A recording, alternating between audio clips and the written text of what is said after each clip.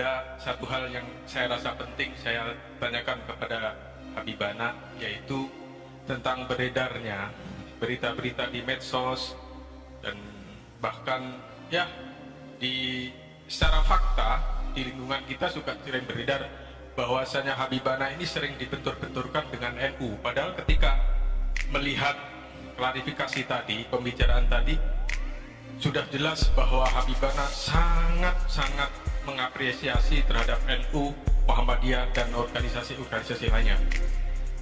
Semoga aja ini tidak menjadi kenyataan bahwa apa yang terjadi di medsos itu benar-benar ini upaya untuk meminggirkan ulama.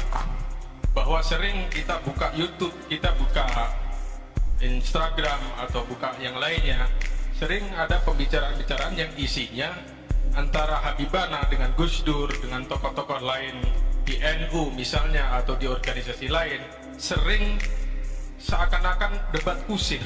Ini yang menurut saya sangat-sangat memprihatinkan dan bahkan saya ingin mengatakan ini mengkhawatirkan. Karena bagaimanapun yang namanya gajah ketika bertarung yang menjadi korban semutnya.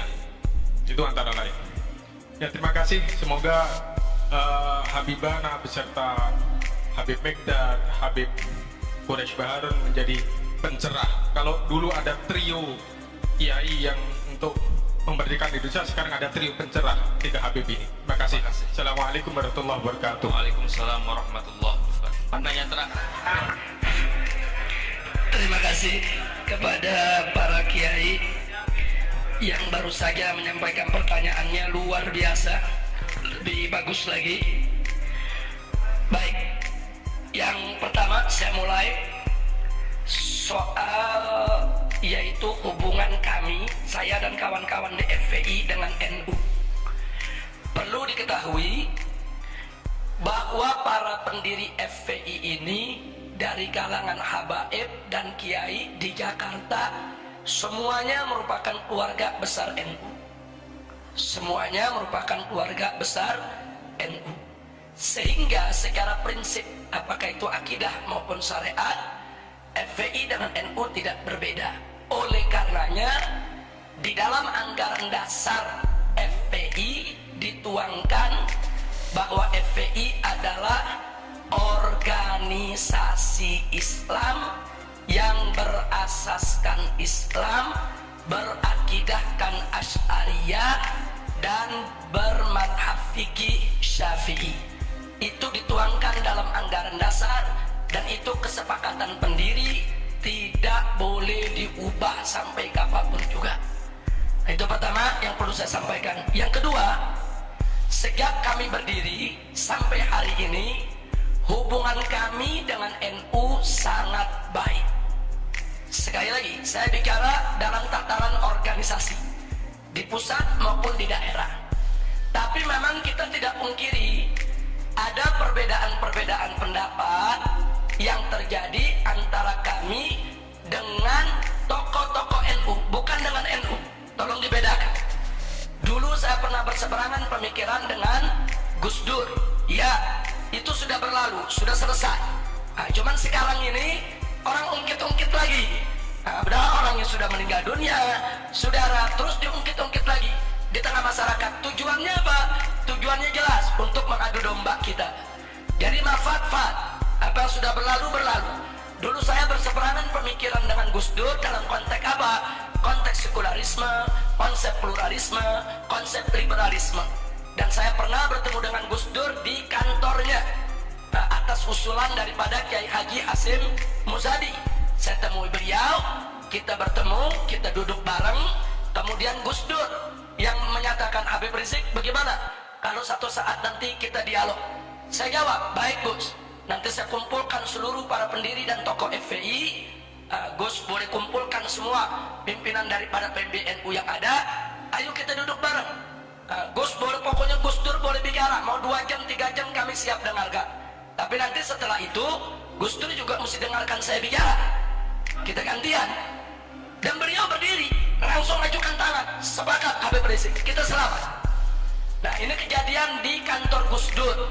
Tapi sayang, sekitar sayang, sebelum kami sempat mewujudkan pertemuan dialog tersebut, akhirnya beliau sakit dan beliau meninggal dunia. Nah, tapi keinginan-keinginan ini tetap kita junjung tinggi.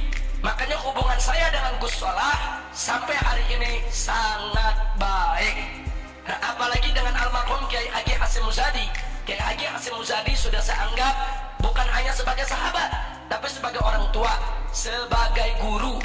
Nah, perlu saya sampaikan, semasa hidup Kiai Haji Hasyim Muzadi, tidak ada satupun gerakan FPI yang menghebohkan di televisi kecuali Kiai Hasyim langsung tabayun kepada saya. Kadang-kadang malam itu beliau langsung telepon, Habib Rizik, ini ada kejadian begini melibatkan FPI, itu bagaimana ceritanya? Nah, beliau minta penjelasan. Nah, kadang-kadang saya dipanggil, Habib Rizik besok bisa gak datang ke kantor PBNU, kita mau dengar.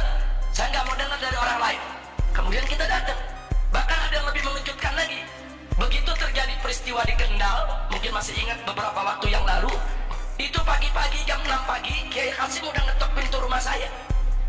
Beliau telepon saya nggak dapat, jam 6 udah ngetok pintu rumah saya. Habis sholat subuh dia berangkat. Nah, kemudian disampaikan, Habib, sengaja saya datang kemari, saya nggak mau ke kantor dulu.